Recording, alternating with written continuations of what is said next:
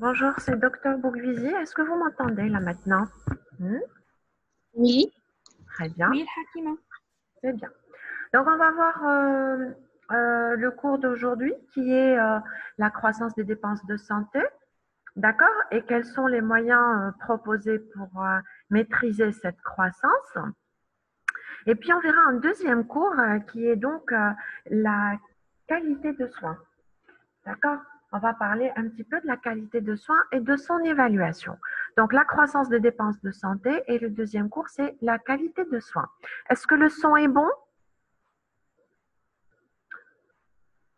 Oui, Très bien, donc on va oui, commencer. excellent. Donc, les objectifs de notre cours, c'est de comprendre pourquoi le médecin ne peut pas rester à l'écart des réalités économiques de son pays. Là, je pense qu'on l'a déjà vu au cours des séances précédentes et qu'il est important pour un مش médecin نجاتي d'avoir éteignez vos micros, s'il vous plaît, ça me déstabilise. Éteignez vos micros.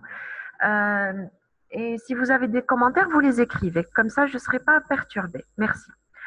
Donc, c'est le module d'économie de la santé. Le cours à la croissance des dépenses de santé et un deuxième cours après sur la qualité des soins. Donc, l'intérêt, c'est de comprendre pourquoi le médecin ne peut pas rester à l'écart des réalités économiques de son pays. Donc, il est important que le médecin ait des considérations et des notions en économie de santé parce qu'en fait, il est partie prenante au moment où il prescrit des médicaments ou bien au moment où il lance des examens complémentaires, où il hospitalise un patient. Il est là et il va euh, prendre de cette enveloppe budgétaire. Donc, il est partie prenante. Le deuxième objectif, c'est de comprendre l'intérêt d'une prescription rationnelle. Donc là, on reste toujours dans le cadre de la rationalisation des dépenses de santé. Donc, on essaye d'être le plus efficace possible sans trop dépenser d'argent. Le cours HADA, ce sera toujours le jeu de l'offre et de la demande. Hein. Donc, on va essayer de voir quels sont les facteurs de l'offre de soins et de la demande de soins qui font augmenter les dépenses de soins. L'offre de soins, on a dit que c'est tout ce qui est personnel médical et tout l'environnement. La demande, ce sont les patients et tous leurs besoins. Donc, on va voir quels sont ces éléments-là qui vont faire augmenter les dépenses de santé. Et à partir du moment où on les a intégrés, à partir du moment où on les a compris, on peut jouer dessus pour faire baisser justement ces dépenses de santé. Donc, comme point d'introduction, il faut savoir que les praticiens sont confrontés à une double pression. D'abord, le premier point de pression, c'est celui qui vient des pouvoirs publics qui veulent avoir, dans le cadre d'une politique de maîtrise des dépenses de santé, donc toujours il faut diminuer les dépenses. Et puis de l'autre côté, c'est la demande des patients qui, eux, à chaque fois demandent à bénéficier sans limite des innovations technologiques médicales. Donc à chaque fois qu'il y a quelque chose de nouveau, les patients veulent en bénéficier, puis forcément, ça coûte cher. D'accord? L'intitulé, c'est la croissance des dépenses de santé et les moyens pour les maîtriser. Donc, je vous ai dit, il y a un jeu entre les gouvernements, les politiques qui tendent à diminuer les dépenses de santé et la demande des patients euh, profiter donc des innovations technologiques à chaque fois qui coûtent cher. Donc, le médecin doit trouver un compromis entre tout ça. Donc, les mesures de maîtrise des dépenses de santé engagées ne font qu'accélérer la prise de conscience que toute décision médicale a des conséquences concrètes en termes d'allocation des ressources. Donc, à chaque fois qu'on prend une décision, quelle qu'elle soit, on va toucher à l'enveloppe budgétaire. Donc, on est obligé de faire des choix. D'accord? Puisque malheureusement, les enveloppes budgétaires, elles ont des limites. Donc, il faut savoir faire des choix rationnels, mais toujours dans l'intérêt du malade. Alors, quels sont les facteurs justement qui vont faire évoluer ces dépenses de santé? Donc, il y a des facteurs relatifs à l'offre de soins, c'est-à-dire qui sont en rapport avec le médecin, avec tout son environnement. Premier facteur, c'est le progrès des techniques et leur diffusion qui nécessitent des investissements et des personnels plus qualifiés. Donc, à chaque fois qu'on a une nouvelle technique, il faut s'adapter. Par exemple, l'acquisition d'une IRM, ça coûte cher. Bien après, il faudra former le personnel, former les techniciens, qui demandent de l'argent aussi. Le deuxième point, l'apparition de nouvelles techniques n'entraîne pas toujours la disparition des anciennes techniques. Donc, il faut cohabiter nouvelles techniques et anciennes techniques, par exemple les scanographes, les artériographes. C'est le cas où il est difficile de diagnostiquer, donc ça va nécessiter le maintien des explorations anciennes conjointement aux nouvelles. Donc, alors après, il faut entretenir les anciennes installations et puis il faut investir dans les nouvelles installations. Donc, c'est une double enveloppe budgétaire à gérer. Troisième point, c'est la prescription de traitements préventifs de longue durée. Donc, avec l'augmentation des traitements préventifs, donc les patients sont en plus de demandes envers les traitements préventifs. Donc, il y a le progrès des techniques, la cohabitation entre les anciennes et les nouvelles techniques et la prescription de traitements préventifs de longue durée. Je reprends l'intitulé du cours à la demande de certains étudiants. C'est la croissance des dépenses de santé. Croissance des dépenses de santé. Je remets la diapo du titre. Croissance des dépenses de santé.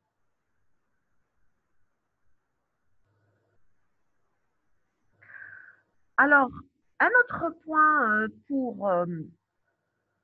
qui fait qu'il y a une augmentation des dépenses de santé, c'est la multiplication des centres de soins. Donc, à chaque fois qu'il y a un nouveau centre, bien sûr, c'est un investissement et c'est de l'argent qu'il faut mobiliser. Un autre point, l'influence des médias par leurs nombreuses informations écrites et télévisées qui vulgarisent et prônent les progrès médicaux et les mérites de certaines techniques. Donc, les médias vont susciter des demandes chez les patients. Donc, ils font la publicité pour telle technique ou bien pour tel centre médical. Donc, ils vont induire une demande et ça va augmenter, bien sûr, les dépenses de santé. Parfois, l'inadaptation ou l'inadéquation de la formation font que le médecin prescrive des choses chères alors qu'il aurait pu régler le problème avec une prescription ou bien une imagerie moins chère. Je reprends quels sont les facteurs relatifs à l'offre. Donc, les progrès techniques, l'apparition de nouvelles techniques qui doivent cohabiter avec les anciennes, la prescription de traitements préventifs, la multiplication de centres de soins, l'influence des médias et l'inadaptation de la formation. Donc là, ce sont les points relatifs à l'offre de soins. Est-ce que c'est clair? Je suis passée relativement vite parce que c'est je suis passée relativement vite parce que c'est facile. D'accord. Alors, et ils influent positivement ou négativement la question qu'on me pose, et ils font augmenter les dépenses de soins. Donc, ils font augmenter les dépenses de soins forcément par rapport aux dépenses proprement dites, par rapport à la notion argent. C'est une influence négative, bien sûr, parce qu'on a toujours tendance à vouloir faire des économies. Maintenant, ce sera vu différemment si on pense à l'intérêt du malade, etc. Mais côté argent, c'est une influence négative. Est-ce que j'ai répondu à votre question, monsieur? Très bien. Alors, pour ce qui est de la demande, il y a maintenant, par rapport aux patients, quels sont les facteurs qui vont faire augmenter justement les dépenses de santé par rapport à la demande? Donc, premièrement, les modifications des processus morbides. Donc, il y a la prolongation de la vie de certains malades, autrefois condamnés, qui entraînent des surcoûts qui sont liés au passage à la chronicité de certaines affections. Si on prend par exemple un cancer X, qui a un bon pronostic, donc le patient, il va survivre plus longtemps et forcément, il y aura des contrôles. Donc, plus d'imagerie, plus de radio, plus de scanners, plus d'échos, plus de bilans, plus de traitements et forcément, ce prolongement de la durée de vie va entraîner un surcoût entraînant une augmentation de la consommation. Donc, c'est ça, cette notion de modification du processus morbide. Donc, avec l'amélioration des conditions de soins, il y a un allongement pour certaines pathologies chroniques qui vont requérir plus d'examens complémentaires, plus de traitements et forcément augmenter l'addition. Donc, ça, c'est pour les modifications des processus morbides. Médicalisation des problèmes sociaux.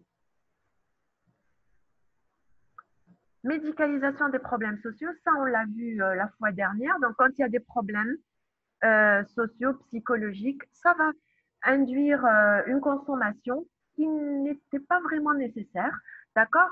Donc, d'une part, nous avons les pathologies nouvelles qui sont liées aux conditions d'habitat et de travail. D'autre part, de nombreux problèmes sociaux comme des difficultés relationnelles, conjugales ou des problèmes d'habitat ont été médicalisés. Donc là, les spécialistes divergent sur l'opportunité d'une réponse uniquement médicale ou bien uniquement sociale à ces problèmes. Donc c'est difficile de pouvoir les cerner uniquement sur le plan médical ou là uniquement sur le plan social. Toujours est-il que ce sont des problèmes qui vont augmenter les dépenses de santé. Le troisième point, c'est le besoin ressenti. On en a parlé la fois dernière, ce sont ces pathologies psychosomatiques justement. Donc là aussi, ça va requérir une consommation de soins et augmenter les dépenses de santé. Donc actuellement, la société semble être à l'origine de nouveaux comportements. On ne supporte plus la maladie ou un simple symptôme gênant, bénin. La douleur, parfois même de simples modifications du rythme de vie, deviennent insupportables et nous font recourir au système de soins. Donc, le recours au système de soins, justement, pour ces divers dysfonctionnements et le développement de la pathologie psychosomatique est responsable de surcoût. Donc, voilà, cette pathologie psychosomatique va engendrer une surconsommation et ça va engendrer un surcoût aussi. Voilà. Donc, toujours concernant les patients, il y a des facteurs socio-économiques qui font qu'il y a une modification justement du recours aux soins. D'abord l'âge. On sait que les âges extrêmes, donc les premières et les dernières années de vie, c'est là où on consomme le plus. D'accord? Donc il y a une augmentation des dépenses de santé relative à ces deux âges extrêmes. Pour le sexe, il est établi que c'est les femmes qui consomment le plus. Donc elles se soignent à partir de l'âge de 15 ans, généralement, et au-delà de 75 ans, il y a une tendance féminine et puis un net accroissement des dépenses de santé au début de la fécondité. Donc, c'est la gynéco, l'obstétrique, etc. Donc, il y a une prédominance féminine. Ça se voit aussi chez le dentiste, hein, quand on va à la salle d'attente. Là, vraiment, la prédominance féminine est nette. Hein. Alors, pour ce qui est de la catégorie socio-professionnelle, euh, c'est controversé, la catégorie socio-professionnelle, mais il y a des ouvrages qui disent, des publications, que les ouvriers et les artisans commerçants consultent moins que les autres catégories. Le revenu, il faut savoir qu'il a une faible influence sur la consommation médicale. De nombreuses études montrent une très nette égalisation dans le recours aux soins. Mais la notion de catégorie socio-professionnelle, elle est controversée. Donc, il n'y a pas de fait établi, telle catégorie se soigne plus que telle autre. Donc, il y a un point d'interrogation à mettre là-dessus. Pour ce qui est de la catégorie socio-professionnelle, pour ce qui est du niveau d'instruction aussi, c'est controversé. Il paraît que la consommation médicale augmente avec l'instruction. Plus les individus sont instruits, plus ils sont sensibles aux anomalies de leur état de santé et moins ils hésitent à consulter car ils seront capables de se protéger vers l'avenir et donc de comprendre l'importance de la prévention contre la maladie. Là aussi, c'est controversé. Donc, la consommation médicale augmente avec le niveau d'instruction, oui, mais ça reste encore à discuter.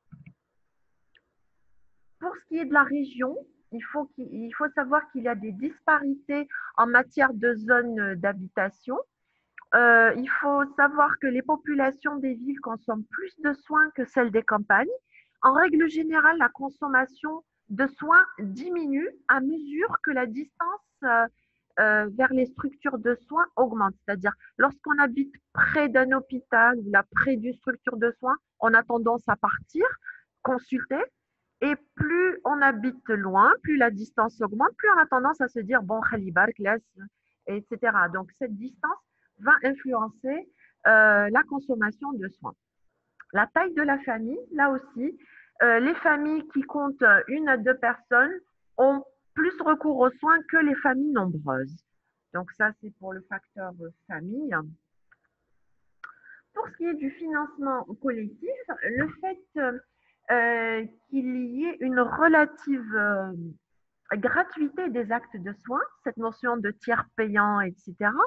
On a tendance à croire que les soins sont gratuits et on a tendance à consulter et à consommer plus.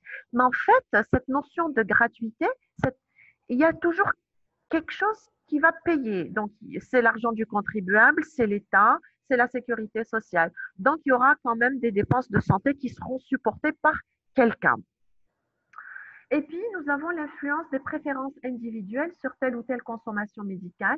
Le fait qu'un individu préfère aller chez tel médecin ou préfère prendre tel médicament aura des conséquences sur les enveloppes budgétaires. Donc, c'était les principaux facteurs d'évolution des dépenses de santé.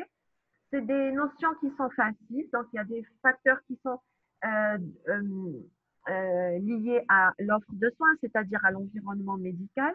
Et là, je reviens sur un point parce qu'il y a un étudiant ou une étudiante qui m'a posé la question sur l'inadaptation ou l'inadéquation de la formation, c'est-à-dire que il arrive parfois que le médecin prescrive d'emblée une IRM alors que la solution peut-être aurait pu être apportée par une simple radio ou une simple écho, par exemple. Donc là, il y a un surcoût qui aurait pu être diminué si le médecin avait été mieux sensibilisé, mieux formé ou mieux informé. Donc c'est ça pour le point F et j'espère qu'il est clair. Est-ce qu'on a compris ces facteurs d'évolution des dépenses de santé? Est-ce que c'est clair? Normalement, c'est clair, c'est facile, hein, c'est des questions évidentes. Donc normalement, lorsque on a compris l'offre et la demande, forcément l'augmentation des besoins euh, relatifs à l'offre et la demande sont évidents. Est-ce que c'est clair? Je peux continuer? Oui, c'est bien.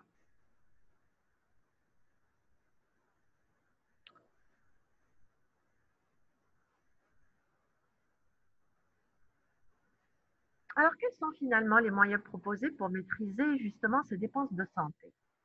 Alors, les moyens proposés, quand on connaît les différents facteurs, on va agir dessus point par point hein, pour essayer de réduire les dépenses.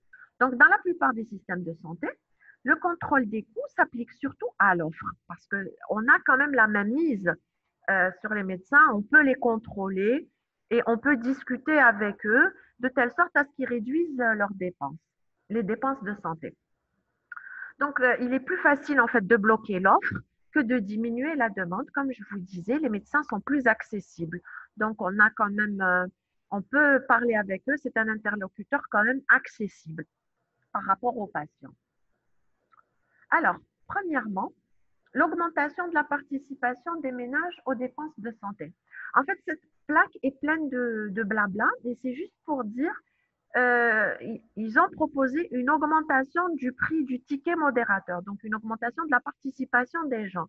Le ticket modérateur, par exemple, si la consultation, le prix symbolique, il est de 50 dinars, augmenter le prix du ticket modérateur n'influe pas beaucoup. D'accord. Bon, c'est un point qui pourrait améliorer, mais sachez qu'il n'influe pas beaucoup. Avec le sens de cette plaque. Hein, d'accord. Donc, il y a beaucoup de phraseologie, mais juste pour dire que augmenter le ticket modérateur n'aura pas beaucoup d'influence. Deuxièmement, l'action sur l'offre de soins, justement. Comment on va organiser l'offre de soins? D'abord, organiser la démographie médicale. Donc, le contrôle de la production des personnels de santé par l'utilisation justement de quotas théoriques qui servent à limiter le nombre de médecins par habitant. Si on a un ratio bien déterminé, égal un médecin pour, par exemple, 2000 habitants, je dois respecter ce quota et il se fait par ce qu'on appelle la pratique du numerus clausus. Ça, c'est en France, ça existe. Le nombre d'étudiants en médecine est prédéterminé, d'accord, pour ne pas qu'il y ait justement trop de médecins. Alors, bien sûr, après, il y a eu un inconvénient, le numerus clausus. Le fait qu'il n'y ait pas beaucoup de médecins a fait naître ce qu'on appelle les déserts médicaux, des régions entières où il ne manque les médecins. Donc, le numerus clausus, il a un effet pervers aussi. Mais toujours est-il qu'il faut contrôler le nombre de médecins par habitant pour qu'il n'y ait pas trop de médecins justement et une surconsommation en matière de soins. Donc ça, c'est pour la pratique du numerus clausus. Vous avez compris cette notion de démographie médicale? Il faut contrôler le nombre de médecins par habitant pour ne pas qu'il y ait trop de médecins et une surconsommation. On continue.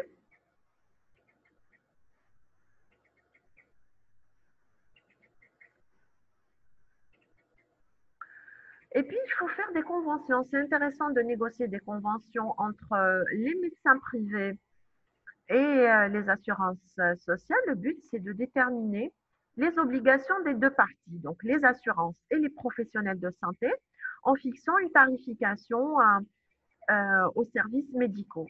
Elle n'est pas obligatoire, mais elle est faite de telle sorte qu'elle incite très fortement à y souscrire. Donc, justement, cette convention n'est pas obligatoire, mais elle est intéressante puisqu'elle va réguler, justement, elle va réguler le recours aux soins et elle va réguler la consommation médicale et de là, réguler la consommation et diminuer les dépenses, puisque la sécurité sociale aura toujours un œil sur les prescriptions, sur le recours aux soins. Donc, il y aura un rôle régulateur et de là, les dépenses vont diminuer. Donc, les conventions sont intéressantes pour faire diminuer les dépenses de santé. Voilà, troisième point, c'est la mise en place d'un mécanisme de régulation du fonctionnement du système de soins, justement. Le contrôle de l'activité de la prescription médicale en imposant des règles de conduite rigides en matière de prescription médicale, ça, c'est par un double rôle. Il y a d'abord un rôle informatif. Donc, il faut réglementer la prescription médicale parce qu'il y a des prescriptions abusives. Il faut informer les médecins. Donc, en permettant d'éclairer le médecin sur les conséquences économiques de sa prescription. Donc, c'est pour ça qu'on vous enseigne justement le module d'économie de la santé, c'est pour que vous ayez une idée des conséquences économiques de votre prescription. Vous allez prescrire, mais en partie, il y aura quelqu'un qui va prendre en charge et soutenir ces dépenses et ça ne peut pas être soutenu de manière illimitée. Donc, ça, c'est le rôle informatif, mais il y a aussi ce rôle coercitif, justement, où il y aura des contraintes, des obligations sur le médecin, parfois même des sanctions s'il y a des prescriptions abusives. Donc, d'où l'intérêt que le médecin soit discipliné. Donc, c'est mentionné dans la plaque, une autodiscipline. Donc, le médecin qui ne doit pas prescrire outre mesure. Les dépenses de santé ne peuvent pas être supportées de manière illimitée. Sans quoi, il y aura la sécurité sociale qui va, à la limite, exercer des sanctions à l'égard de ce médecin. Donc ça, c'est ça les mécanismes de régulation.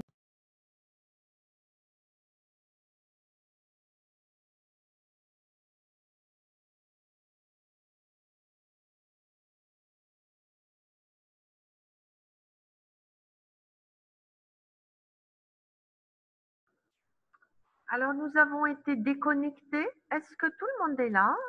Est-ce que vous m'entendez? Oui. Très bien. Est-ce que tout le monde a pu a pu comprendre cette plaque, justement, des mécanismes de régulation pour bien informer le médecin et s'il n'est pas correctement informé, il y aura ce rôle coercitif, justement, avec un risque de sanction. Je vous ai dit qu'en France, ça se passait comme ça. Le médecin sera blacklisté, il sera mis sur une liste noire, sachant que ses prescriptions ne seront plus remboursées. Ces prescriptions n'étant plus remboursées, les malades n'ont. Donc, sachez que ces mécanismes de régulation, ces organismes de régulation,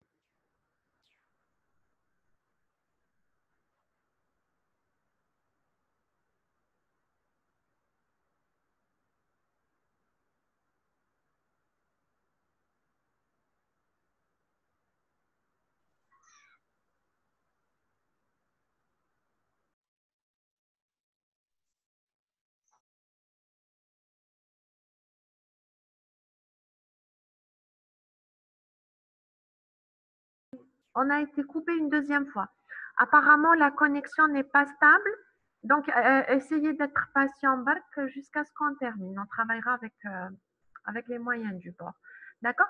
Donc, je vous disais que la sécurité sociale, c'est l'organisme régulateur qui peut même aller vers des sanctions et ce rôle coercitif.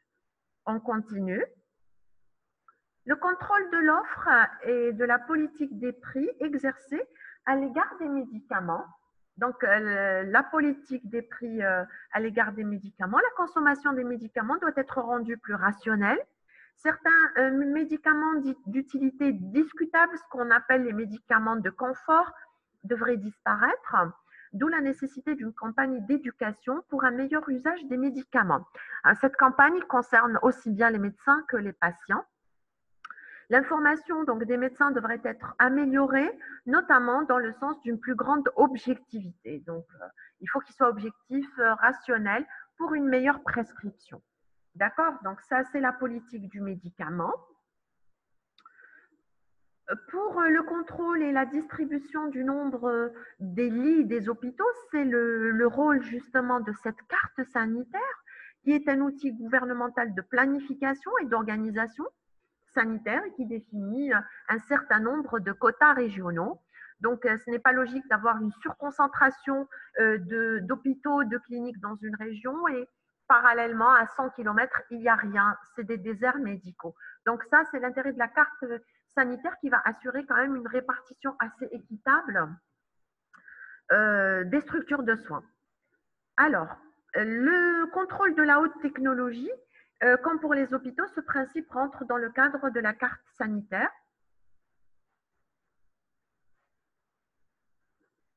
Vous êtes toujours là?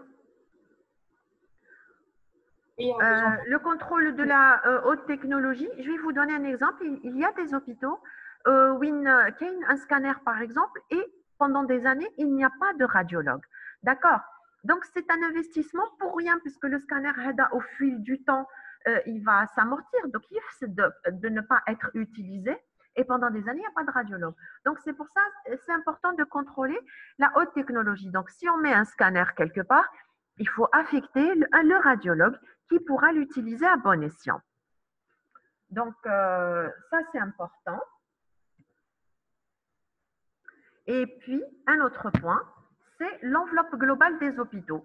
Donc, c'est le principe de la contractualisation où on donne le budget de l'hôpital en fonction de ses activités. Donc, chaque hôpital ne doit pas dépasser les crédits qui lui sont attribués. Donc, demander des budgets supplémentaires, ce n'est pas la peine, d'accord? Il dépend directement de la caisse d'assurance maladie après négociation périodique selon l'activité prévisionnelle des différents services hospitaliers. Donc, pas de tarification proprement dite, mais un budget en fonction des activités. Et donc, ce n'est pas la peine de demander des rallonges budgétaires parce que c'est ça qui fait accroître les dépenses de santé. Alors, on évalue les résultats justement et le fonctionnement du système de santé en perfectionnant le recueil des données statistiques concernant le coût et l'activité. Donc, des données fiables, des chiffres fiables nous permettent d'avoir une meilleure visibilité justement et de mieux développer la recherche sur les indicateurs de santé. Donc, on va monter des indicateurs de santé fiables qui nous permettent de bien apprécier la situation. Donc, il faut évaluer les besoins en matériel et les effets des progrès techniques à l'hôpital. De même, on va favoriser l'essor des procédures d'évaluation de la qualité des soins. Donc, c'est ça. Donc, il faut monter des indicateurs fiables avec des chiffres corrects qui vont nous permettre d'avoir une meilleure visibilité et d'agir concrètement dans le sens d'une rationalisation des dépenses en matière de santé. Le développement de l'éducation sanitaire, il a un objectif particulier, c'est d'amener chaque personne à se prendre de plus en plus en charge sur le plan de la conservation de la santé. Ceci peut amener à la réduction des dépenses par diminution des maladies, par exemple la carie dentaire, et une réduction de la médicalisation de certains problèmes de santé, comme les problèmes de nutrition. Donc là, l'éducation sanitaire, ça rentre dans le cadre de la prévention primaire. Donc, faire de la prévention, c'est améliorer la santé des individus. On a donné l'exemple de la carie dentaire. Donc, une simple promotion du brossage des dents, une simple éducation en matière de diminution de la consommation des hydrates de carbone fait réduire significativement le risque de survenue de carie dentaire et forcément diminuer l'enveloppe budgétaire consacrée à ce problème. Donc, c'est ça les éléments qui vont nous permettre de diminuer globalement les dépenses de santé, c'est clair. Donc,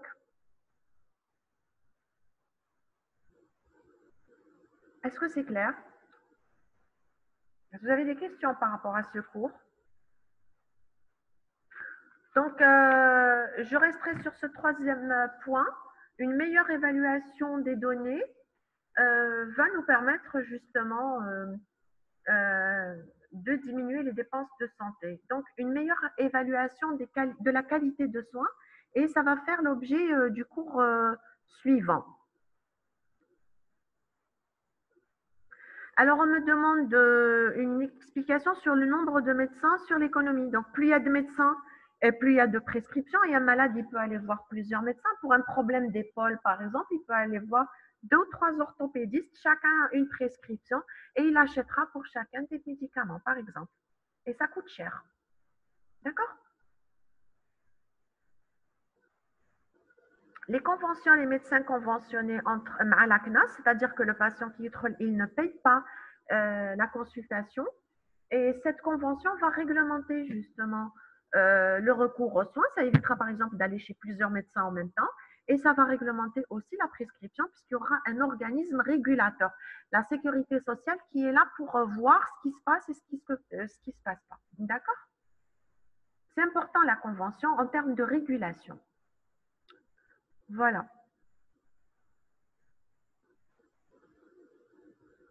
Le fait que ça coûte cher, pour le patient, le patient il va demander à être remboursé par la sécurité sociale. Donc, la sécurité sociale va essayer de supporter ses frais et ça va coûter cher pour la sécurité sociale aussi. D'accord? C'est un cercle où tout le monde, tous les acteurs sont impliqués et il y a toujours quelqu'un qui va supporter les dépenses. D'accord? Et de quelque façon que ce soit, c'est mauvais. Même le patient, allez, s'il dépense autant d'argent, s'il pouvait faire des économies, pourquoi dépenser autant d'argent? Maintenant, on passe au cours de l'évaluation de la qualité de soins. Alors, si on va être coupé dans quelques minutes, soyez patients pour qu'on se reconnecte. On va essayer de se reconnecter. Voilà. Donc, l'évaluation de la qualité de soins. Donc, ça, c'est important de connaître quelques outils d'évaluation médico-économiques. Donc, coût, efficacité, coût, avantage. Et c'est important aussi d'acquérir un esprit critique face aux différents problèmes posés par les systèmes de santé. Bien. Donc, la mission d'un système de santé, c'est de produire la meilleure qualité de soins possible à moindre coût. Donc, là, c'est toujours un souci et un compromis et un équilibre, justement. Meilleure qualité de soins, ne pas dépasser une enveloppe budgétaire. Donc, il est logique d'accorder une importance à la recherche sur les moyens qui nous permettent d'abord d'évaluer l'efficacité des soins par le choix des techniques qui vont donner les meilleurs résultats en termes de quantité, de qualité de vie des patients. Donc, c'est-à-dire on va rallonger la durée de vie des patients tout en ayant la meilleure qualité de vie possible. Donc, on va opter pour ces soins les plus efficaces. On doit aussi améliorer l'efficience, c'est-à-dire le meilleur rendement possible en tenant compte du contexte terrain, circonstances, contexte social, coûts et conséquences économiques. Donc, le volet efficacité, sécurité, il s'est rajouté au volet de la notion coût-efficacité et coût-avantage. D'accord? On va parler de tout ça, c'est-à-dire on va opposer le coût, l'argent, à l'efficacité, c'est-à-dire en matière d'indicateurs de santé. Voilà. Donc ça, c'est pour la qualité de soins. Justement, qu'est-ce que la qualité de soins? Elle englobe 5 notions, justement, 5 variables. Dans la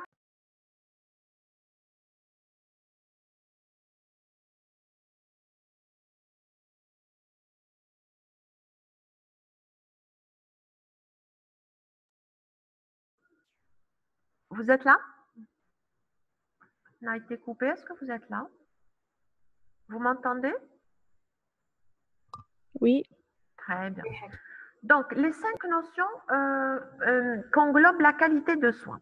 Premièrement, l'efficacité technique. D'accord? Techniquement, donc, c'est jugé sur la guérison, sur l'amélioration de l'état de santé des patients. Et c'est le domaine des essais contrôlés. Donc, on doit utiliser les techniques les plus efficaces. Deuxièmement, la sécurité. Il faut que le patient, il ne faut pas qu'on mette sa vie en danger. Donc, la sécurité de l'emploi de ces techniques utilisées. Donc, absence d'effets adverses, absence d'induction de pathologies iatrogènes, etc. Donc, efficacité technique, sécurité, confort du malade, c'est-à-dire absence de douleur, etc. Quatrièmement, accessibilité à la technique de soins. Il faudrait que la technique soit accessible à tout le monde, que tout le monde puisse bénéficier de ces techniques de soins. Et puis, le caractère économique, le dernier point, donc conçu comme l'optimisation des coûts du soin par rapport aux résultats escomptés. C'est-à-dire, c'est d'avoir les meilleurs résultats possibles au moindre coût possible. Donc, ce sont les 5 critères pour la qualité de soins. Je les reprends. Il faudrait que la technique